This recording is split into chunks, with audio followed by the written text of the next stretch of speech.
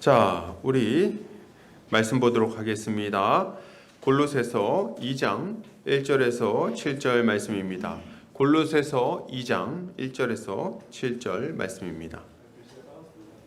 한 절씩 교독하고 마지막 절은 함께 읽도록 하겠습니다. 제가 먼저 읽겠습니다. 내가 너희와 라오디게아에 있는 자들과 물은 내 육신의 얼굴을 보지 못한 자들을 위하여 얼마나 힘쓰는지를 너희가 알기를 원하노니, 이는 그들로 마음의 위안을 받고 사랑 안에서 영합하여 확실한 이해의 모든 풍성함과 하나님의 비밀인 그리스도를 깨닫게 하려 함이니, 그 안에는 지혜와 지식의 모든 보화가 감추어져 있느니라. 내가 이것을 말하면 아무도 교묘한 말로 너희를 숨기지 못하게 하려 함이니, 이는 내가 육신으로는 떠나 있으나 심령으로는 너희와 함께 있어 너희가 질서 있게 행함과 그리스도를 믿는 너희 믿음이 굳건한 것을 기쁘게 봄이라. 그러므로 너희가 그리스도 예수를 주로 받았으니 그 안에서 같이 읽겠습니다. 그 안에 뿌리를 박으며 세움을 받아 교훈을 받은 대로 믿음에 굳게 서서 감사함을 넘치게 하라. 아멘. 골로새서 2장 1절부터 7절까지 그리스도 안에 뿌리 내린 견고한 신앙이라는 제목으로 말씀 보도록 하겠습니다. 우리는 지난 시간에 사도 바울이 골로새 교인들을 위해서 힘을 다해 수고하는 이유가 무엇인지에 대해 살펴보았습니다. 사도 바울은 골로새 교인들을 위해서 받는 고난을 기뻐하고 기꺼이 그리스도의 남은 고난을 자신의 육체에 채우고 있다고 말합니다. 그렇게 했던 이유는 뭘까요? 하나님께서 자신에게 말할 수 없는 은혜를 베풀어 주셨기 때문이라고 말합니다. 사도 바울은 말할 수 없는 부채의식을 가지고 있었어요. 죄인 중에 괴수였던 자신을 위하여 존귀하신 하나님의 아들이 십자가를 지셨다는 것이 감당할 수 없는 은혜라는 것을 잘 알고 있었던 거예요. 그는 교회를 핍박한 자였고 그리스도를 비방한 자였으며 그리고 하나님을 대적한 자였습니다. 그러나 그럼에도 불구하고 하나님은 그를 긍휼히 여기시고 그리스도를 만나게 하심으로 하나님의 자녀가 되게 하신 거죠. 사도 바울은 이 은혜를 깨닫고 이 은혜를 자랑하지 않을 수 없었어요.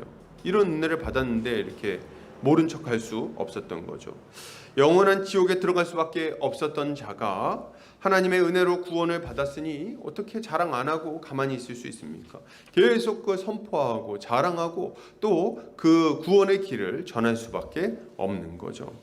또한 사도 바울은 자신의 수고를 통해 하나님의 말씀이 이루어진다는 것을 잘 알고 있었습니다. 복음을 전하기만 하면 영원한 멸망에 들어갈 수밖에 없는 자들이 영원한 생명을 얻게 된다는 것을 알았어요. 자신이 그 증거라는 것을 알았죠. 모든 사람이 받을 만한 소식이라는 것을 잘 알고 있었습니다. 그리고 그렇게 구원받은 자들이 교회가 되어 하나님 나라를 함께 이루어가게 된다는 것을 알았어요. 그러니까 이 복음을 전할 수밖에 없었던 거죠. 그리고 더더군다나 그는 하나님께서 자신을 충성되이 여겨 복음의 일꾼으로 삼아 주셨다는 것을 알았습니다. 나를 위하여 죽으신 주께서 귀한 직무를 맡겨 주셨으니 주를 위하여 고난받는 것도 마다하지 않게 된 거죠. 우리 주님이 베푸신 은혜를 생각할 때 나의 사역으로 말미암아 이루어질 일들을 생각해 볼 때, 또 귀하신 우리 주님이 나에게 맡겨주신 그 무거운 책무를 생각해 볼 때 복음을 전하지 않고는 견디지 못하는 겁니다. 그러면 그가 이렇게 수고하며 부지런히 전한 것은 뭡니까? 그것은 하나님의 비밀에 관한 소식이었습니다. 이 비밀은 만세와 만대로부터 감추어져 있었던 것인데 이제 나타나게 되었죠. 뭡니까? 구속의 역사 가운데 감추어져 있던 예수 그리스도에 관한 소식이 드디어 드러나게 된 거예요. 이게 신자들에게, 믿는 자들에게 밝히 드러나게 된 겁니다. 구약에 있는 모든 성도들은 그 비밀이 무엇인지를 궁금해했어요. 도대체 여자의 후손은 누구인가? 뱀의 머리를 밟고 우리에게 생명을 가져다 줄 자는 누구인가? 가죽옷의 방식으로 우리에게 참 생명을 주실 분은 누구인가? 아브라함의 씨는 누구인가? 저 모세와 같은 선지자는 누구인가? 그리고 우리를 대신하여 제물로 드려질 그 재물은 누구인가? 다윗의 후손 영원한 왕은 도대체 누구인가?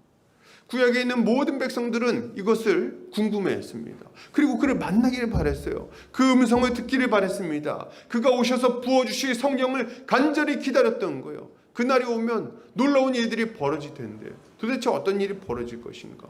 그가 세우실 참 이스라엘은 어떤 모습일까? 그가 와서 이루실 그 완전한 하나님 나라는 어떤 모습일까? 선지자들이 막 얘기는 하거든요. 그날의 사자가 풀을 뜯을 것이요, 어린 양과 함께 놀 것이요, 독사굴에 아이가 손을 넣어도 물지 않을 것이요, 하나님이 너희 가운데 거하며 너희와 함께 하실 것이라는 그 얘기들이 도대체 어떻게 구현될 것인지, 그 나라의 복은 얼마나 큰 것일 것인지, 이런 것들을 막 궁금해했던 거죠. 그런데 이제 이 구속의 역사 가운데 감추어져 있던 비밀이 밝히 드러나서 그 믿는 자들에게 주어지게 된 거예요. 그 비밀이 누구십니까? 바로 우리 주 예수 그리스도신 거예요. 예수 그리스도 안에 있는 영원한 소망이 신자들 안에 확실하게 드러나게 된 것입니다.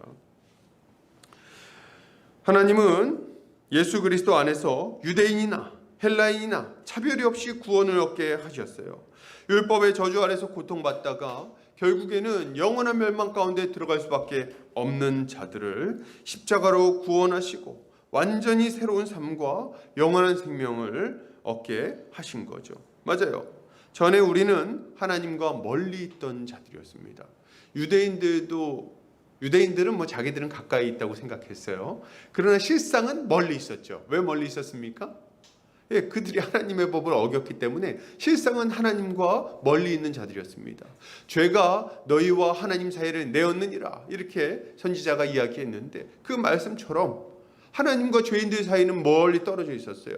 유대인과 이방인 사이도 갈라져 있었고 유대인과 이방인과 하나님 사이도 갈라져 있었습니다. 멀리 떨어져 있었어요. 그런데 아무리 애를 써도 가까이 갈 수 없었던 이 하나님께로 나아갈 수 있는 광대하고 유효한 문이 예수 그리스도로 말미암아 활짝 열리게 된 거죠. 이 소식이야말로 오고 오는 모든 세대 가운데, 모든 민족 가운데 계속해서 전해져야 할 하나님의 비밀이요 복된 소식인 것입니다. 할렐루야. 뭐 이런 얘기는 이렇게 딱 들을 때 느낌이 오시죠? 맨날 하는 얘기구나. 그런데 맨날 해도 또 하고 싶은 얘기, 그렇지 않습니까? 맨날 할 거예요 이거. 너무 좋은 소식이죠. 이거 말고 무슨 더 좋은 소식이 있습니까? 뭐 건강해진다는 소식? 뭐 그런 게 뭐 그렇게 좋습니까? 몇십 년 지나면 또 죽을 수밖에 없거든요. 우리에게 영원한 생명을 준다는 이 소식이 우리가 늘상 이야기하고 기억하고 전해야 될 소식인 거예요. 그러면 이렇게 복음을 전파할 때 어떤 일이 일어나게 됩니까? 사도 바울은 자신이 이렇게 복음을 가르치면 각 사람이 그리스도 안에서 완전한 자가 될 거라고 기대했어요. 그게 어떤 모습입니까? 예수 그리스도의 거룩한 성품을 닮아가는 거죠. 하나님을 사랑하고 서로 사랑하며 살아가는 하나님 나라가 이루어질 거라고 기대한 겁니다. 사도 바울은 이것을 위하여 기꺼이 그리스도의 남은 고난을 자신의 육체에 채우고 있는 거죠. 자, 그러면 이러한 바울의 수고를 생각할 때 복음을 듣는 자가 가져야 될 마땅한 태도는 무엇일까요? 또 복음의 일꾼인 우리는 어떤 모습으로 일해야 하는 겁니까? 그리고 이미 복음을 들었다면 어떤 모습으로 자라가야 될까요? 오늘 본문을 통해서 이러한 것들에 대해 함께 살펴보도록 하겠습니다. 자, 우리 2장 보도록 하겠습니다. 오늘 사도 바울은 자신이 골로새 성도들과 라오디게아에 있는 자들을 위하여 애쓰고 있다, 힘쓰고 있다, 이렇게 이야기를 합니다. 1절, 내가 너희와 라오디게아에 있는 자들과 무릇 내 육신의 얼굴을 보지 못한 자들을 위하여 얼마나 힘쓰는지를 너희가 알기를 원하노니. 재밌는 것은 사도 바울이 골로새와 라오디게아에 있는 자들뿐 아니라 육신의 얼굴을 보지 못한 자들을 위해서도 매우 애쓰고 있다고 말한다는 점입니다. 이게 좀 주목할 만하죠. 얼굴 아는 사람들을 위해서는 좀 이렇게 수고하는 게 그죠? 얼굴을 아니까 이해가 되는데, 사도 바울은 지금 얼굴도 모르는 사람들을 위해서 애쓰고 있다고 말합니다. 왜 이렇게 얼굴도 모르는 사람들을 위해서 힘쓰는 걸까요? 그 이유는 분명하죠. 뭡니까? 비록 지금은 그들의 얼굴도 모르고 이름도 모르는 처지이지만 그들이 만약 복음을 듣고 거듭나기만 하면, 그러면 하나님의 백성이 될 것이고, 하나님의 백성들은 그리스도 예수 안에서 한 몸, 한 가족이 된다는 것을 아주 잘 알고 있었기 때문입니다. 그리고 그걸 믿었죠. 그렇게 그들을 가족으로 받아들이고 그들의 유익을 위해서 기꺼이 모든 노력을 다하고 있는 거예요. 그러니까 쉽게 얘기하면 사도 바울은 얼굴은 못 봤지만 그들이 예수를 믿었다면 내 몸이요, 내 가족이라는 것을 굳게 믿은 것입니다. 그래서 그들의 유익을 위해서 일하는 거예요. 이것이 그리스도의 몸을 위하는 일이라는 것을 알았습니다. 그래서 수고하는 거죠. 사도 바울은 이렇게 힘쓰는 것이 주님의 기쁨이 된다는 것을 알았습니다.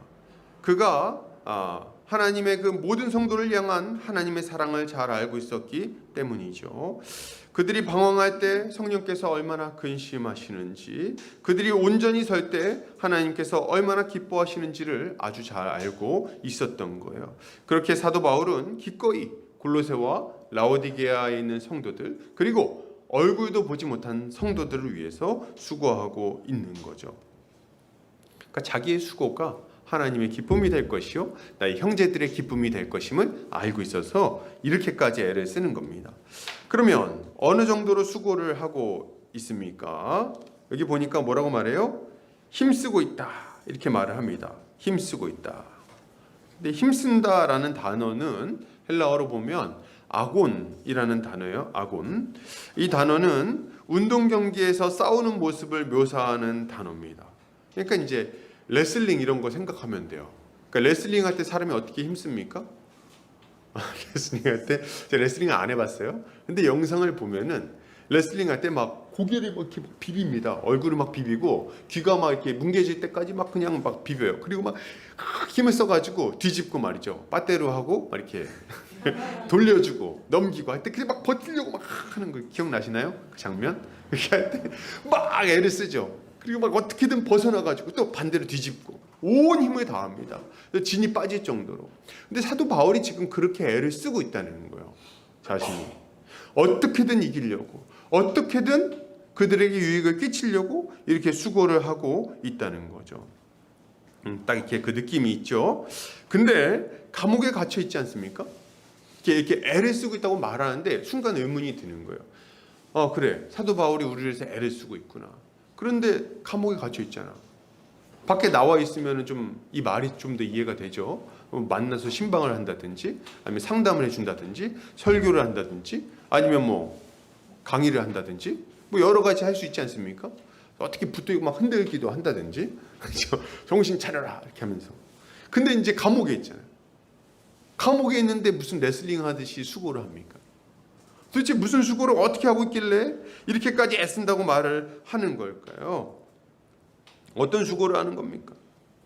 그것은 사도 바울의 말들을 보면 좀 우리가 알 수가 있어요. 사도 바울은 1장에서 자신이 그들을 위해서 기도하고 있다고 말합니다. 사도 바울의 애쓰는 모습 첫 번째는 기도하는 거였어요. 그들을 어떻게든 살려내려고 기도로 씨름한 겁니다. 야곱이 천사의 그 허리춤을 붙들고 하나님과 씨름했던 것처럼, 야복강에서 씨름했던 것처럼 하나님 앞에 그들의 영혼을 놓고 씨름하는 기도를 한 거예요. 어떻게든 그들을 살려달라고, 그들을 온전히 세워달라고 간절히 기도한 겁니다. 로마서 1장 9절 한번 볼까요? 자, 시작. 내가 그의 아들의 복음 안에서 내 심령으로 섬기는 하나님이 나의 증인이 되시거니와 항상 내 기도에 쉬지 않고 너희를 말하며. 그러니까 사도 바울이 감옥에 있으면서 한 일이 뭘까요? 거기서 뭐 핸드폰 보면서 이번에 새로 나온 정보가 뭔가 이렇게 막 검색했을까요? 태무가 좋다는데 뭐 이렇게 했을까요? 아니죠. 그런 거 한 게 아니에요. 뭐가 좀 염가인가 뭐 이렇게 검색하지 않았을 거예요. 사도 바울이 했던 일은 딱 두 가지였을 겁니다. 첫 번째 기도, 두 번째 편지 쓰는 거. 이거밖에 할 일이 없어요. 그리고 그 간수들 왔다 갔다 하면 잠깐 붙들고 복음 전하는 거. 잠깐 예수님 좀 믿어보시죠. 이렇게 하면서 이제 아주 열심히 일들을 한 거예요. 그러니까 얼마나 기도했겠습니까? 그것도 기도 우리는 이제 생각하잖아요. 가끔 이제 기도하라고 얘기하면 초신자들이 하는 얘기가 있어요. 저희 아들도 얘기했더니 그런 얘기 하더라고요. 아빠 한 1분 기도하고 나서 기도할 게 없어. 왜 기도할 게 없어? 왜? 근데 이제 하나님 우리 가족들 건강하게 해주시고 성도님들 잘 되게 해주세요. 뭐 기도하지? 이제 이런 거거든요. 그러니까 기도를 할 줄 모르는 거야. 그러니까 이게 잘 안 해서 그런 거죠. 많이 안 해서 익숙하지 않아서 그런 거죠. 근데 기도의 깊이가 더해지면은 기도거리가 많아집니다. 왜요? 성도님들 한 명 한 명 얼굴을 떠올리고 나의 일상 가운데 나의 여러 모습들을 생각할 때, 또 앞으로의 일을 생각할 때, 세계 기후와 그리고 여러 이 전쟁 위협에 있는 자들을 생각할 때 기도거리가 막 무궁무진해. 그러니까 기도하면 어떻습니까? 계속 기도하는 거죠. 더 깊이 들어가죠. 근데 기도할 때 이게 경험이 있으신 분들 알 텐데 하다 보면은 생각이 더 납니다. 막 이렇게 예를 들어서 뭐 이렇게 우리 어떤 자매를 놓고 막 기도하다 보면 그 또 형제들이 생각나. 맞아, 걔가 또 누구 힘들다 그랬는데 또 막 기도해. 기도 막 하다 보면 그 부모님이 좀 힘들다 그랬는데 또 기도해. 근데 그러고 보니까 누가 아프다 그랬는데 또 기도해. 기도가 계속 확장되는 거예요. 더 깊어지는 거예요. 그리고 마음 또 생각 기도하다 보니까 걔가 많이 힘들었겠구나. 아이고 그 마음 위로해 주세요. 또 이 문제가 해결돼야 될 텐데 그 자식들은 또 어떡합니까? 계속해서 기도가 깊어지고 확장되고 그 영혼들의 그 잘 되는 것을 위해서 기도하게 되고 말이죠. 그러면서 점점 더 깊어지고 그 문제를 해결하게 해달라고 간절하게 기도하게 되는 거예요. 사도 바울이 지금 그런 기도의 씨름을 하고 있는 거죠. 사도 바울은 기도의 사람이었어요. 성도들의 믿음을 위하여 불철주야 기도했고 기도로 성도들의 영혼을 돌본 것입니다. 이게 사도 바울이 그 성도들의 영혼을 위해서 애쓴 모습인 거예요. 또한 사도 바울은 말씀의 사람이기도 했죠. 물론 그는 지금 감옥에 있었습니다. 만나서 무슨 일을 하는 것은 불가능했어요. 그래서 뭐 설교를 한다든지 강의를 한다든지 하는 것은 어려운 일이었습니다. 뭐 이렇게 감옥에 면회 온 사람들 만났을 때 잠깐 얘기하는 것 정도밖에는 못했을 거예요. 그러면 도대체 어떻게 하나님의 말씀을 전했을까요? 사도 바울은 그 상황인데도 불구하고 말씀 전할 수 있는 방법을 막 강구한 거예요.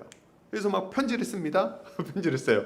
그래서 그래, 이제 골로새 성도들의 문제는 이런저런 문제가 있다 그랬으니까 이렇게 또 하나님의 진리를 또 알려주어야 되겠구나. 뭐 열심히 편지를 쓰고 있는 거예요. 근데 또 종이가 많지 않잖아요. 어떻게 합니까? 정제하고 정제해서 가장 중요한 말씀, 가장 필요한 말씀, 가장 그 핵심에 있는 말씀들을 적어가지고 편지를 보내는 겁니다. 그래서 그렇게 편지를 보내면서 그들의 문제들을 해결해 나가려고 한 거예요. 그래서 부지런히 막 편지를 썼죠. 그래서 옥중서신 보면 에베소, 빌립보서, 골로새서 이렇게 세 권을 얘기하는데 에베소에도 보내고 에베소 문제들을 생각하면서 골로새 성도들 소식을 듣고 그들을 위해서 또 편지를 쓰고 또 빌립보에 있는 성도들 얘기 듣고 또 그들을 위해서 편지 쓰고 상황에 따라서 또 맞춰가지고 또 이 편지를 쓰는 거예요. 진리의 말씀을 전하는 거죠. 이것이 사도 바울이 성도들을 위하여 애쓴 모습이었던 거예요. 여러분, 이것은 우리가 형제들을 돕고 교회를 온전하게 세우고자 할 때 어떤 일에 힘써야 하는지를 잘 알려줍니다. 잘 알려주죠. 뭡니까? 우리가 힘써야 할 일은 먼저는 기도라고 할 수 있겠습니다. 먼저는 기도해야 되겠어요. 우리도 기도해야죠. 형제들의 믿음이 떨어지지 않고 견고한 믿음의 사람으로 자라갈 수 있도록 기도해야 되겠습니다. 믿음을 위해서 좀 기도해야 되겠어요. 그 영혼을 놓고. 그래서 요새 이렇게 우리는 또 영적인 사람들이 딱 보면 알잖아요. 얼굴 보면 좀 상태가 메롱인데 딱 보면서 딱 느끼지 않습니까? 어떨 땐 보면 충만한데 이렇게 뭐 다 느껴지잖아요. 그럴 때 어떻게 기도해야 됩니까? 충만한 사람을 위해서는 충만한 대로 더 충만하게 해주세요. 이렇게 흔들리지 않게 해주세요. 더 믿음 안에 자라가게 해주세요. 기도하고 또 믿음이 좀 약간 흔들리고 있는 사람들을 위해서는 견고하게 붙들어 달라고. 그 말씀이 그 심령 가운데 깊이 뿌리 내리게 해달라고 기도해야죠. 근데 이런 걸 좀 알려면은 이렇게 어느 날 눈 감고 기도했더니 누가 막 떠올라. 그래서 기도하는 것도 있긴 있겠죠. 근데 그게 다가 아닐 거예요. 연락을 좀 해야 알지. 그죠? 전화를 해서 요새 어떻게 지내니? 이렇게 얘기해보고 대화를 한 5분 나눠보면은 딱 느낌이 있죠. 불평과 불만이 난무하고 그리고 분노가 있고 시기와 질투와 원망과 그리고 앞으로에 대한 걱정과 염려 이런 게 막 계속 전화통화하는 가운데 이제 있으면 어떻습니까? 아, 요새 좀 상태가 안 좋구나 이렇게 하고 이제 기도를 많이 해야 될 것이고 요새 막 하나님께 감사합니다 이렇게 하면서 막 이렇게 하면은 충만하구나 알 수 있어요. 어쨌든 간에 막 그 영혼을 위해서 막 기도해야 되는 거예요. 그들이 온전히 세워질 수 있도록 기도해야 하는 거죠. 그리고 형제들의 여러 상황을 생각하면서 기도해야 될 겁니다. 여러분, 영적인 문제라는 게 따로 있는 게 아니에요, 여러분. 물질적인 문제, 재정적인 문제도 무엇보다도 영적인 문제입니다. 왜 그렇습니까? 어떤 형제들은 믿음이 연약한 자들은 재정적인 문제 때문에 교회를 안 나올 수 있잖아요. 그죠? 혹은 자녀의 문제 때문에 교회를 안 나올 수 있잖아요. 혹은 형제들과 교제하고 자라가는 일에 있어서 큰 시험거리가 될 수 있잖아요. 그러니까 이런 문제들은 뭐 육체적인 문제 따로 있고 영적인 문제 따로 있고 그런 게 아닙니다. 다 연결되어 있는 거예요.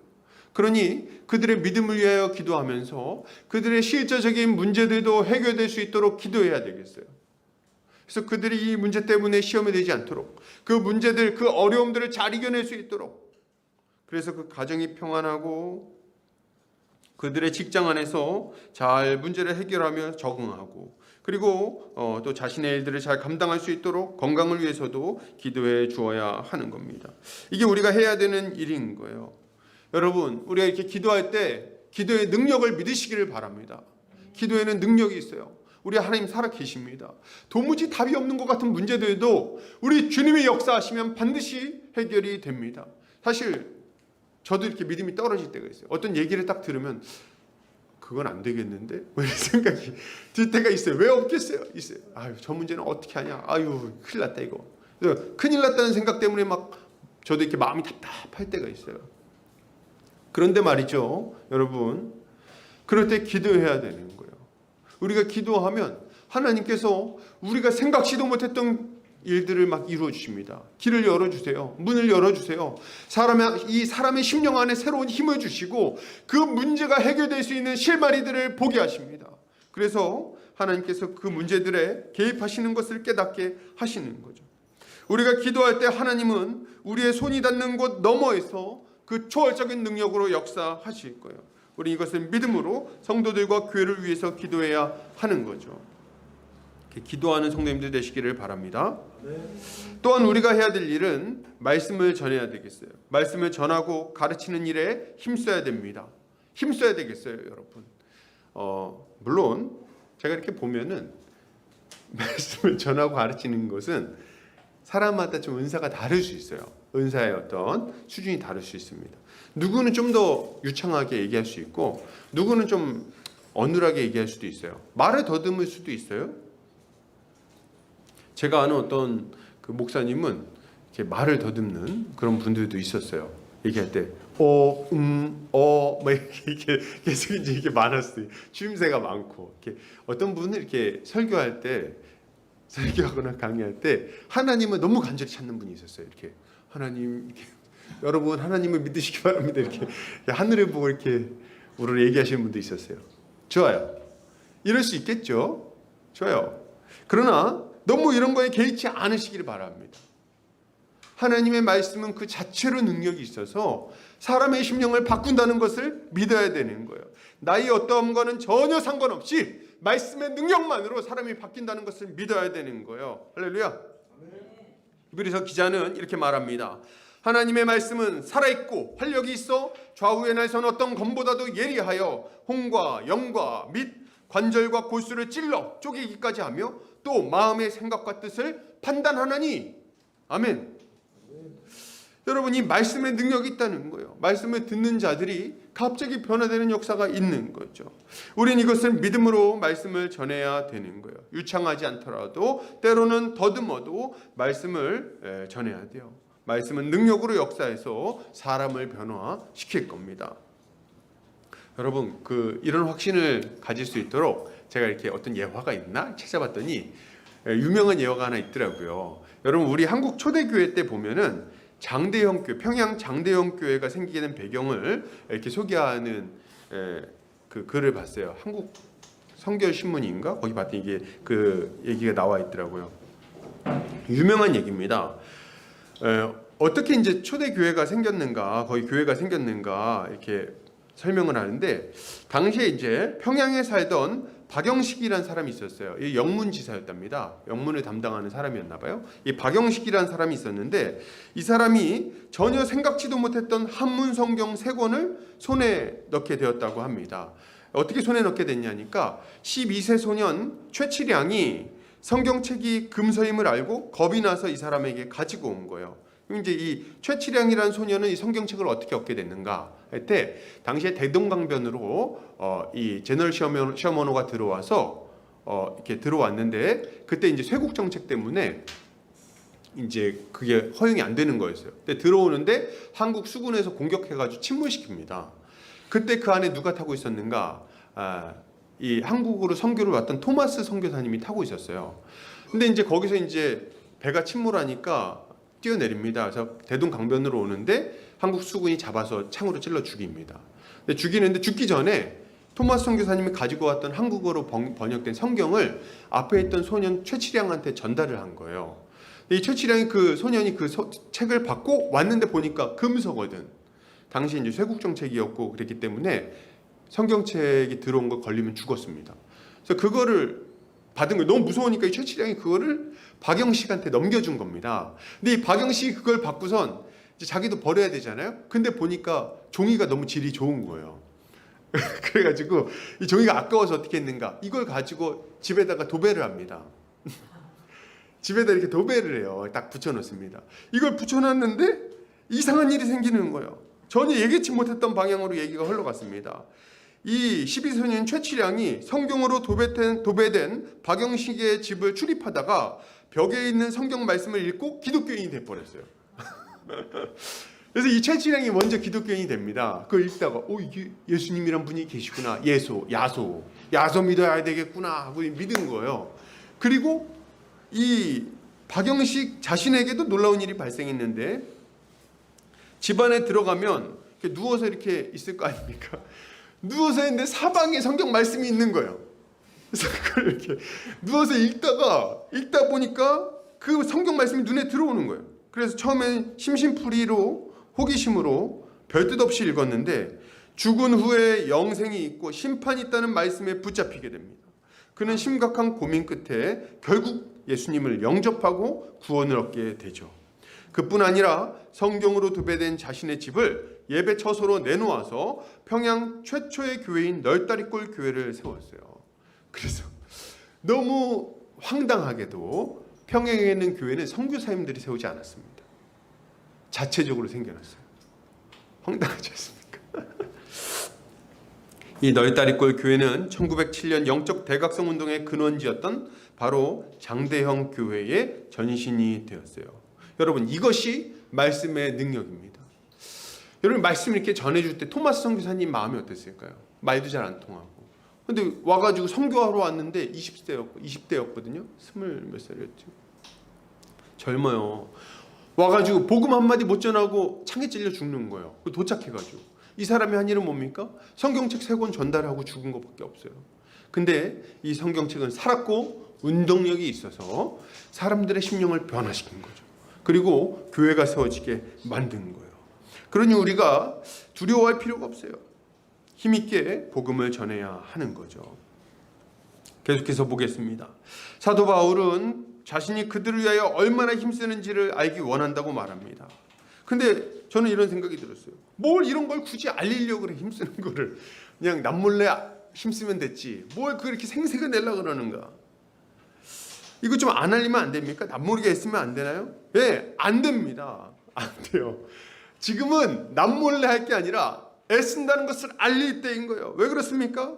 지금 사도 바울이 이렇게 하는 이유는 골로새와 라오디게아 지방에 있는 성도들의 마음을 위로하고자 한 것이기 때문이에요. 우리도 그렇지 않습니까? 여러분, 우리 이렇게 형제들 중에 마음상에서 굉장히 어려움이 당한 형제들 만나면 어떻게 합니까? 만나서 어떻게 해요? 자기야, 내가 자기 놓고 기도하고 있잖아. 힘내. 이렇게 얘기하지 않습니까? 만나서 남몰래 기도하면서 이렇게 얘기 안 하고 쓱 지나갑니까? 안 그런다 이거지. 내가 너를 위해서 기도하고 있다는 걸 얘기하죠. 왜 얘기합니까? 그 마음을 위로하고 힘내라는 얘기를 하고 싶은 거예요. 사도 바울도 똑같아요. 사도 바울도 똑같아. 2절, 이는 그들로 마음의 위안을 받고 사랑 안에서 연합하여 확실한 이해의 모든 풍성함과 하나님의 비밀인 그리스도를 깨닫게 하려 함이니, 이렇게 얘기를 하고 있어요. 사도 바울은 고난 중에 있는 성도들이, 또 혼란 중에 있는 성도들이 바울의 편지를 받고 마음의 위안을 받는 것을 바랬습니다. 그걸 바랬어요. 또한 바울은 그들이 확실한 이해의 모든 풍성함에 이르기를 바랬죠. 적당히 아는 걸 바라지 않았어요. 확실히 알기에 바랬어요. 더 분명히 알기에 바랬어요. 어떤 이단 사설을 들어도 흔들리지 않도록 견고하게 서기를 바랬습니다. 하나님이 어떤 분이신지, 그리스도는 어떤 분이신지, 성령님은 어떤 분이신지, 이 삼위의 하나님은 합력하여서 어떤 구원의 사역을 이루셨는지 이에 대해서 확실하게 알게 되는 걸 바랬죠. 그래서 내가 너희를 위해서 이렇게 수고하고 있으니 제발 내 말을 들어라, 이렇게 이야기를 하고 있는 거예요. 그러면 사도 바울이 이렇게 깨닫게 하려고 한 이유는 뭡니까? 그 이유는 너무 분명하죠. 그 안에 있는 보화를 함께 나누고 싶은 거죠. 예수 그리스도 안에 있는 보화를 함께 나누고 그들이 그 유익을 누리기를 바라는 거죠. 3절 같이 읽어볼까요? 자, 시작. 그 안에는 지혜와 지식의 모든 보화가 감추어져 있느니라. 아멘. 맞아요. 그리스도 안에는 지혜와 지식의 모든 보화가 담겨 있습니다. 모든 보화가. 누구든지 보화를 발견하기만 하면 하나님의 예비하신 모든 은혜를 누릴 수 있게 되는 거예요. 이것은 모든 인류가 나누어도 차고 넘칠 만한 보화입니다. 그러니 먼저 발견한 자들이 전하지 않을 수 없는 거예요. 이거 생각해 보세요. 이거 듣기만 하면, 보기만 하면 살아날 텐데 말이죠. 그들의 문제가 해결된 텐데 말이죠. 그러면 가가지고 얘기하겠죠. 우리 아버지 어머니가 어떤 문제 때문에 너무 고생하는 걸 알고 있어. 근데 나는 그걸 해결할 수 있는 방법을 알고 있네? 그러면 그거 모른 척 하시겠습니까? 아니죠. 가가지고 어떻게 하든지 얘기하겠죠. 어떻게 하든지 간에. 내 친구가 그냥 사업에 문제가 생겨가지고 크게 고생하고, 가정이 그냥 막 무너질 위기에 처해 있고, 자녀들은 말을 안 듣고 그냥 맨날 그냥 반항하고 나가가지고 그냥 안 들어오고, 그리고 막 보니까 직장에서도 위기야 막. 그래가지고 아주 고통 가운데 있으면 여러분 어떻게 하시겠습니까? 그 도와줄 수 있는 방법을 알고 있다면 그 사람의 심령을 바꾸어주고, 그 근심하고 염려하는 마음을 바꾸어주고, 참 생명을 전해주고, 그리고 그 가족 전체가 구원받고 회복되는 역사가 일어날 것을 알고 있다면, 여러분 그렇다면 어떻게 하시겠습니까? 모르죠. 좋아요. 잘했어요. 아주 큰 소리로 말해서 잘했습니다. 전해야겠죠. 전해야겠죠. 맞아요. 전해야 됩니다. 우리는 이 복음을 전해야 되는 거예요. 이사야서 55장 1절에서 2절에서 이렇게 얘기합니다. 같이 읽어볼까요? 자, 시작. 오호라, 너희 모든 목마른 자들아 물러 나오라. 돈 없는 자도 오라. 너희는 와서 사 먹되 돈 없이 값없이 와서 포도주와 젖을 사라.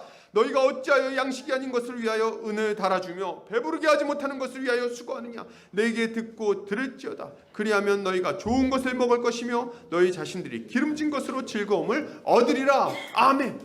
값없이 와서 먹어라. 여러분, 우린 이 값없이 얻는 생명을 전해야 하는 것입니다. 이렇게 할 때 이것을 믿는 모든 자들은 그 영원한 생명 가운데 들어가 참 복을 누리게 될 거예요. 이것을 믿음으로 우리가 먼저 믿어야 할 것이고, 그리고 이것을 전하는 일에 힘써야 할 것입니다. 이것을 전하는 성도님들 되시기를 주의 이름으로 축복합니다. 아멘. 자, 계속해서 보겠습니다. 사도 바울은 자신이 이런 말을 하는 이유에 대해서 설명을 해요. 4절, 내가 이것을 말함은 아무도 교묘한 말로 너희를 속이지 못하게 하려 함이니. 속이지 못하게 하려 함이니. 이렇게 얘기를 합니다. 사도 바울은 아무도 교묘한 말로 골로새 성도들을 속이지 못하게 하려고 한다고 이렇게 얘기를 합니다. 누가 막 속이려고 했나 봐요. 여러분, 여기서 교묘한 말은 뭡니까? 피다놀로기아라는 단어인데, 이 단어는 설득력 있는 말, 설득하는 기술 등을 의미하는 단어예요. 굉장히 설득력 있는 어떤 말을 말하는 거예요. 그러니까 이것은 성도들을 교묘한 말로, 아주 설득력 있는 말로 속여가지고 휘두르려고 하는 자들이 있다는 얘기를 하고 있는 거죠.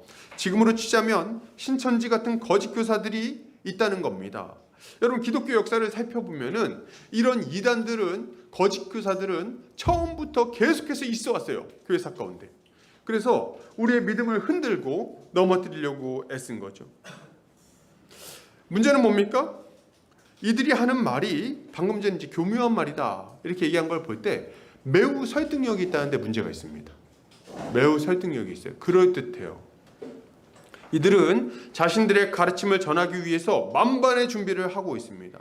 설득력 있는 표정과 말투, 그럴듯한 말, 그리고 여러 가지 거짓 증거들을 준비하고 있는 거죠.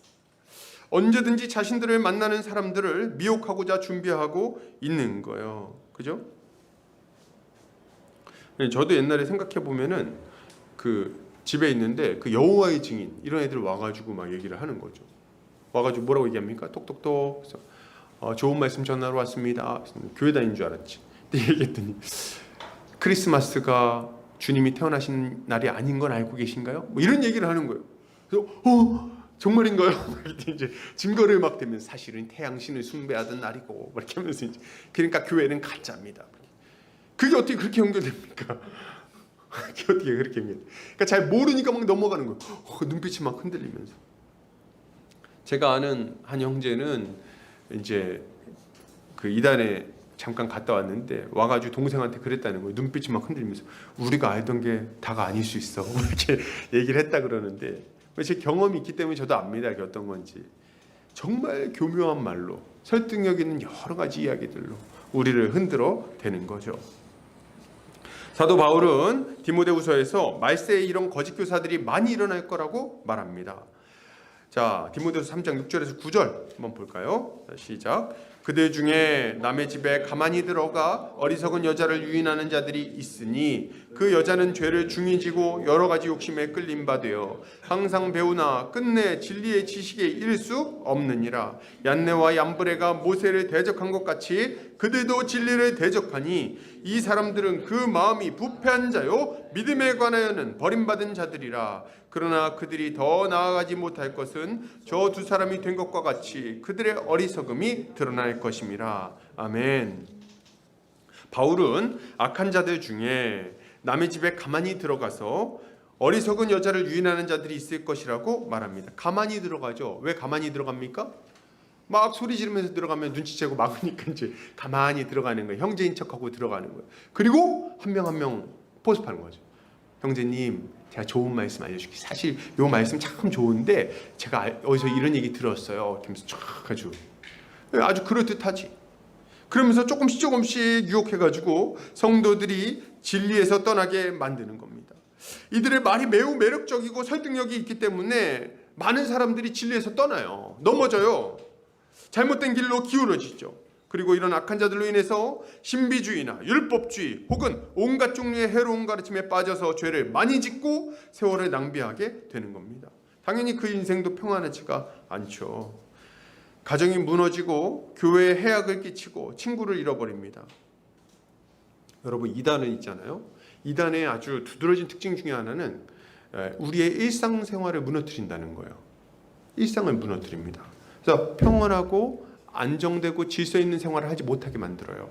그래서 가정을 내팽개치고 무슨 일을 하게 만든다든지 아니면 뭐 이렇게 직장 다 때려치고 전 재산 갖다 바치게 만든다든지 여러 가지 종류로 이 일상을 무너뜨려 버립니다. 그 제가 이단에 다녀온 경험을 좀 말씀드리면 길게는 아니었어요. 짧게 다녀왔는데 그 시기에 해야 되는 일들이 있거든요. 사람은. 근데 그 시기를 딱 놓칩니다.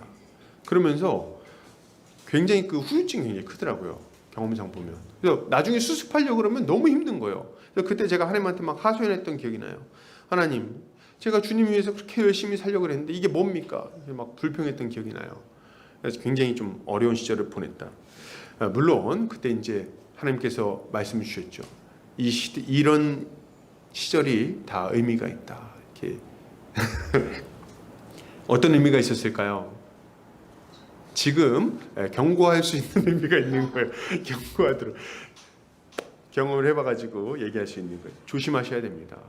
이런데 넘어가면 안 되는 거예요. 여러분, 이 참 비참한 일이에요. 거짓 소망을 의지하다가 멸망으로 나아가게 되지 않습니까? 여러분, 거짓 교사들은 확신 있는 말과 표정으로 성도들을 미혹합니다. 여러분, 그 허경영 씨 아시나요? 허경영 씨? 허경영 씨 보세요. 얼마나 확신 있는지. 내 말 들어봐. 내 눈을 바라봐. 넌 이미 다 났고. 뭐 이렇게 하면서 이제 이렇게 한다니까요. 눈을 봐라. 내 눈을 봐라. 나 이제 공중부양한다. 이렇게 하면서 한 발로 막 이렇게 쓰고 막 그러잖아요. 그러면서 막 이렇게. 그리고 그러면서 막 너무 확신 있게 얘기하니까 내 말 들어봐. 다 나. 이렇게 얘기하면서. 믿음이 없으니까 안 낫지. 얘기하면서 믿음이 없이 흔들리니까 안 낫는 거야. 확신을 가져봐. 뭐라 그러더라? 그 무슨 상한 우유 팔면서 뭐라 하던데? 그 상한 우유 먹게 하고 이 감로유인가요? 뭐. 그래서 이거 먹으면은 병이 다 낫는다는 거예요. 이 사기꾼. 근데 말은 얼마나 확신 있게 하는지 몰라요. 여러분 허경영 씨 보셨죠? 한 번씩. 표정 하나 안 바뀝니다. 확신 있게 얘기해요. 이게 거의 무당들이 이러거든요. 무당들이 이래요. 그리고 문제가 생기면 뭐라 그래요? 빠져나갈 구멍이 다 있어요. 내 말대로 안 했으니까 그렇지. 얘기합니다. 말대로 했는데요. 진심으로 했어. 이 진심이라는 말이 기가 막히죠. 아닌 것 같기도 한데 그러면 이제 흔들리니까 앞으로 진심으로 따라야 돼. 하나도 남김없이. 이렇게 하면서 그러면서 뇌로 얽어매는 거예요. 그러니까 이런 확신 있는 말과 표정이 있다고 해서 진짜가 아닙니다. 그는 거짓말쟁이요 사기꾼일 뿐입니다. 확신 있어 보인다고 온 힘을 다해 뜨겁게 전한다고 해서 진리인 것은 아닙니다. 어떤 사람들은 막 앞에서 막 말하다가 막 울어요. 울고 막 울분을 토하고 이게 진짜입니다. 막 눈물을 막. 근데 너무 답답한 건 뭐냐면 울면 진짜입니까? 내가 보니까 그 박혁 전도자인가? 그 청년도 보니까 막 울더만. 목회자들에게 전하는 말씀. 그래서 막 계속 울어. 그리고 예수님을 사랑하십시오. 그리고 끝나. 그게 무슨 설교입니까? 아니 참 기가 막혀가지고 울면 진짜입니까? 저도 가끔 울긴 하는데 말이죠. 운다고 해서 진짜는 아닙니다. 그래서 진짜인 건 아닌 거예요. 그 감정적으로 막 뜨거운 사람들은 감화력이 있어요. 근데 거기에 넘어가면 안 된다는 거죠. 그것이 교묘한 말일 수 있다는 것을 여러분 알아야 됩니다. 저 잘못된 종말론을 추종하는 선교단체의 회원들도 좀 보십시오. 그들의 열정과 확신은 그들의 삶은 그들의 말을 믿을 만한 것처럼 여겨지게 만들기도 합니다. 그러나 그들이 배우고 전하는 가르침은 거짓이에요. 진리에서 떠난 가르침이요 성도들을 미혹하여 세월을 낭비하게 만드는 가르침입니다. 악한 가르침이에요. 베리치 받지 말라 그러고 말이죠. 666 조심하라 그러고 적그리스도가 나타날 테니까 지금 준비해야 된다 그러고 효소 만들어가지고 많이 만들어라 그러고 뭔 소리를 하고 있는 거예요 지금. 효소 만들어야 됩니까 지금이?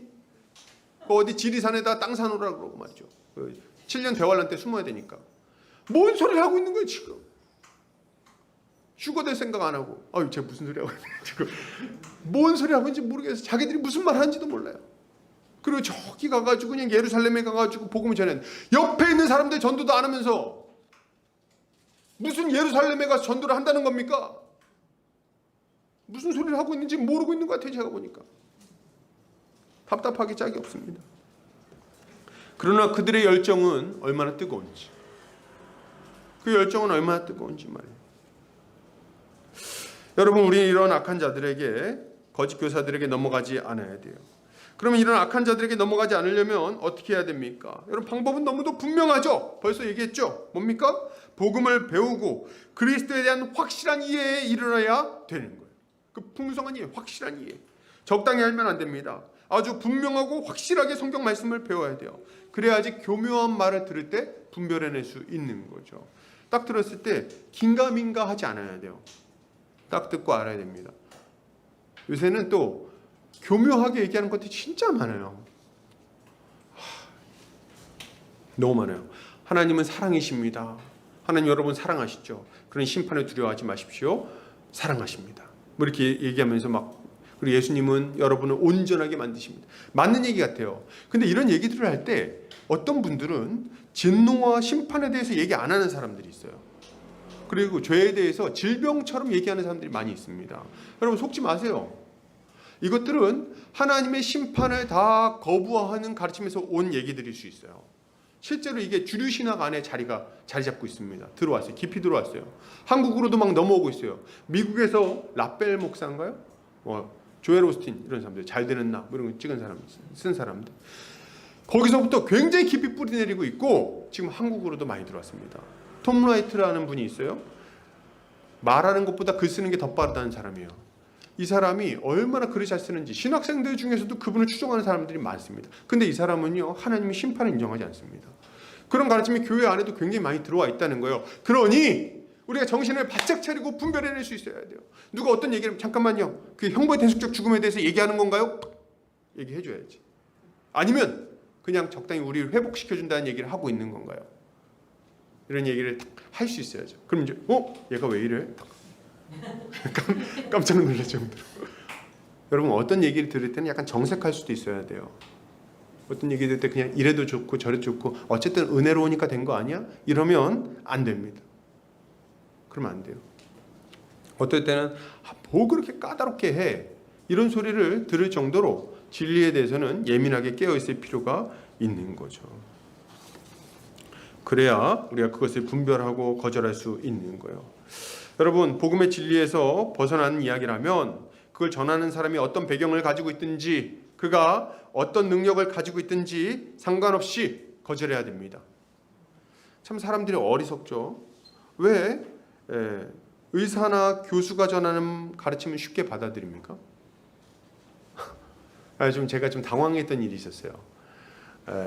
그 세대주의를 가르치시고 신비주의를 가르치는 분들 중에 어떤 장로님이 계신데, 제 이름은 얘기하진 않겠습니다.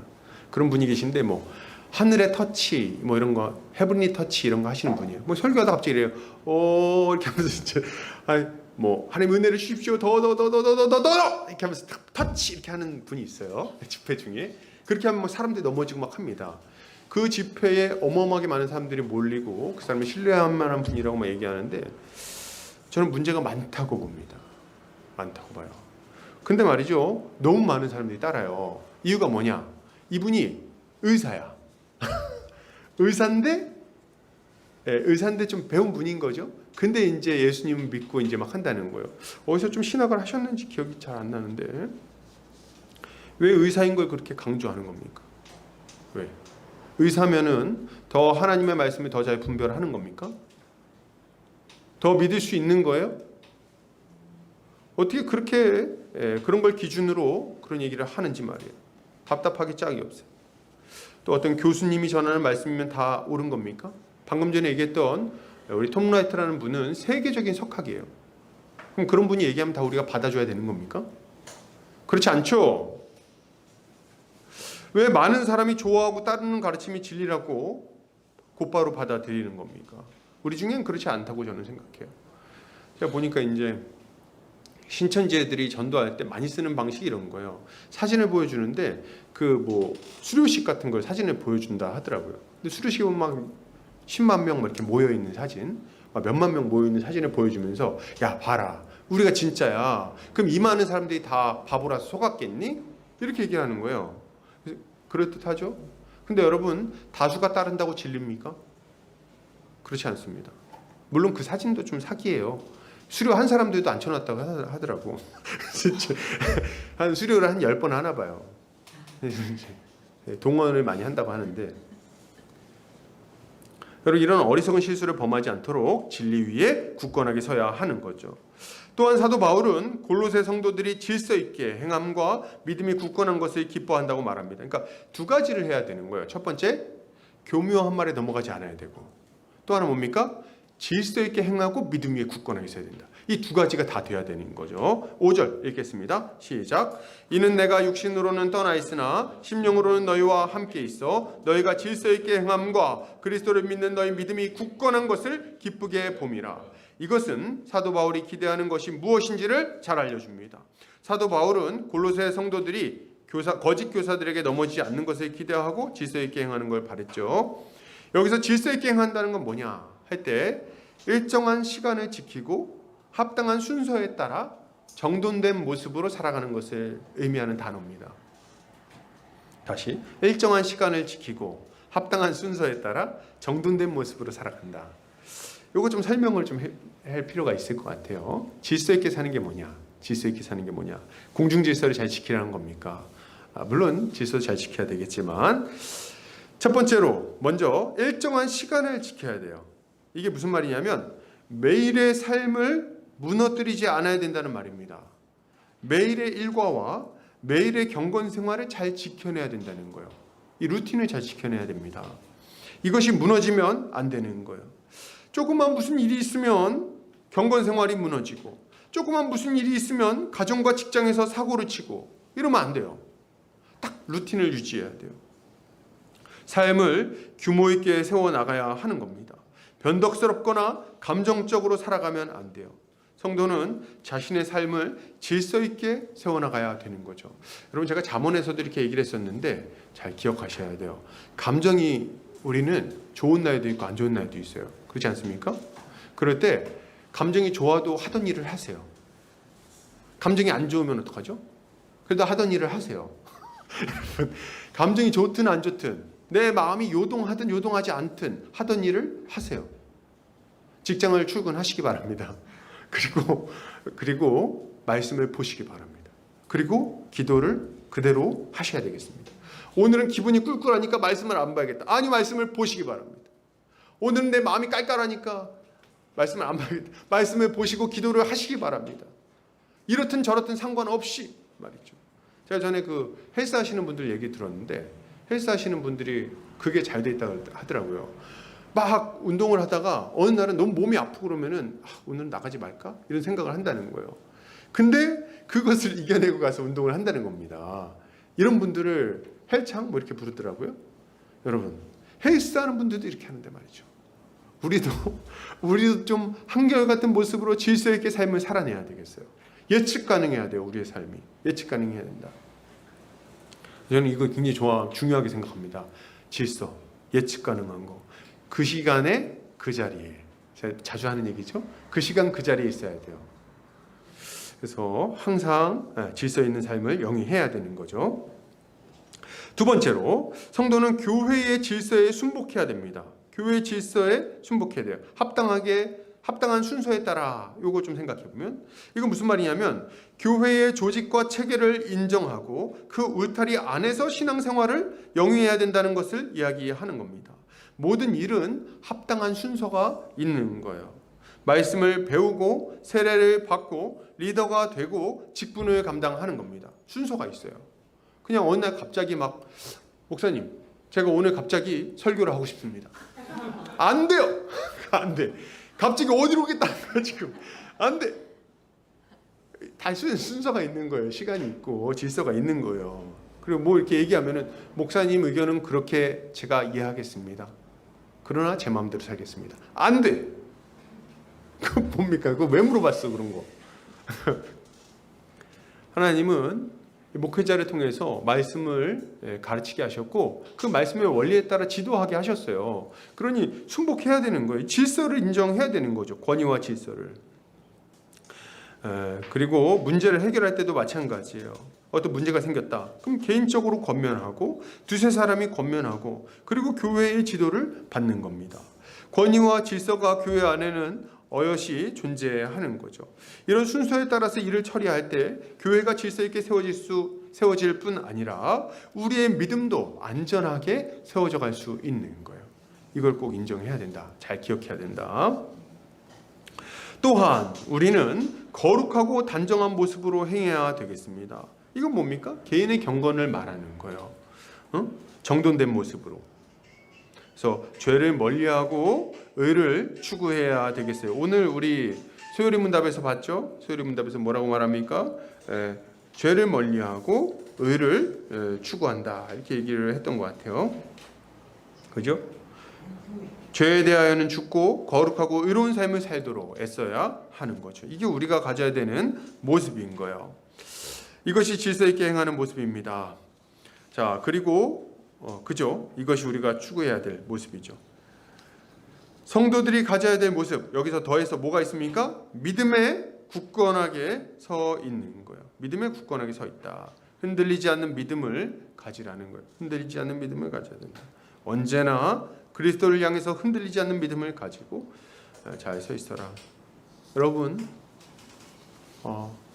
약간 누가 이렇게 봤을 때 바위 같은 느낌을 좀 주시기 바랍니다. 바위 같은 느낌. 그래서 울산 바위 같은. 바람 불어도 흔들 바위 말고 울산 바위. 그래서 안 흔들려. 다 언제나 그 자리. 그래서 무슨 일이 있어도 그냥 그 자리에서 하나님을 바라보며 믿음으로 이겨낼 것 같은 느낌을 주시기 바랍니다. 요동하지 않아야 되겠어요. 바위 같은 믿음, 견고한 믿음, 하나님을 향해서 그런 믿음을 갖는 성도님들 되시기를 주의 이름으로 축복합니다. 자, 그러면 우리 끝으로 좀 살펴보도록 하겠습니다. 그러면 이제 예수를 믿는 자들의 매일의 삶은 어떠해야 될까요? 사도 바울은 그리스도 안에서 행하라고 이야기를 합니다. 6절 같이 읽겠습니다. 시작. 그러므로 너희가 그리스도 예수를 주로 받았으니 그 안에서 행하되. 아멘. 바울은 너희가 그리스도 예수를 주로 받았다고 말을 합니다. 이게 전제죠. 이게 전제예요. 우리의 주인은 누구십니까? 그리스도십니다. 그리스도. 그가 우리를 다스리시는 거예요. 그가 우리의 주인이시고 우리의 왕이라는 사실을 인정해야 됩니다.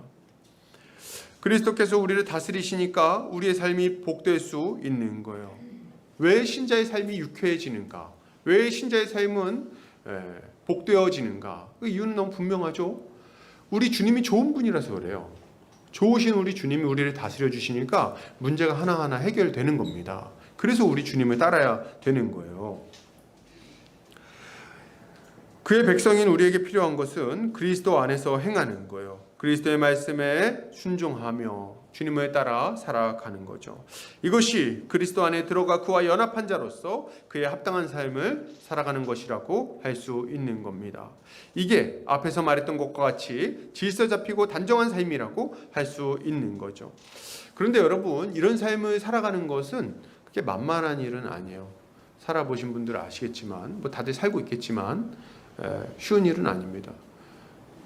우리에게는 강력한 대적들이 있기 때문이죠. 우리의 대적 세 가지 뭡니까? 첫 번째, 이 세상 풍조. 두 번째, 공중권세 잡은 자 마귀. 세 번째, 육신의 정욕. 이 세 가지가 계속 우리를 공격하잖아요. 그러니까 우리가 믿음으로 살아가는 것이 그렇게 만만한 일은 아닙니다. 그러면 이런 어려움 속에서 이런 삶을 잘 살아내기 위해서 필요한 것은 뭘까요? 우리가 그리스도 안에서 잘 행하기 위해서 필요한 것은 뭘까요? 그것은 그리스도 안에 뿌리를 박는 것입니다. 7절 같이 읽어볼까요? 자, 시작. 그 안에 뿌리를 박으며 세움을 받아 교훈을 받은 대로 믿음에 굳게 서서 감사함을 넘치게 하라. 아멘. 뿌리를 박아라 이렇게 얘기를 하고 있는데 어디에다가 무슨 뿌리를 박습니까? 그리스도에게 뿌리를 내리라고 이야기를 하고 있는 거예요. 그리스도를 믿는 믿음 안에 거하라고 말을 하는 겁니다. 다른 말로 하면 그리스도에 대한 진리를 더 깊이 알아가는 것을 이야기하는 거죠. 사도 바울은 교훈을 받은 대로 믿음에 굳게 서라고 말을 해요. 그런데 이렇게 굳게 서기 위해서는 뿌리를 내려야 된다는 겁니다. 여러분 생각해 보세요. 나무가 높이 자라려면 어떻게 해야 됩니까? 크게 자라려면, 견고하게 자라려면 뿌리를 깊이 내려야 돼요. 뿌리 깊은 나무는 바람에 아니 매세. 이거 맞나요? 뿌리 깊은 나무는 뿌리가 깊이 내려져 있어야 되죠. 아카시아 나무처럼 막 돌도 뚫는다고 하지 않습니까? 뿌리를 깊이 내려야 돼요.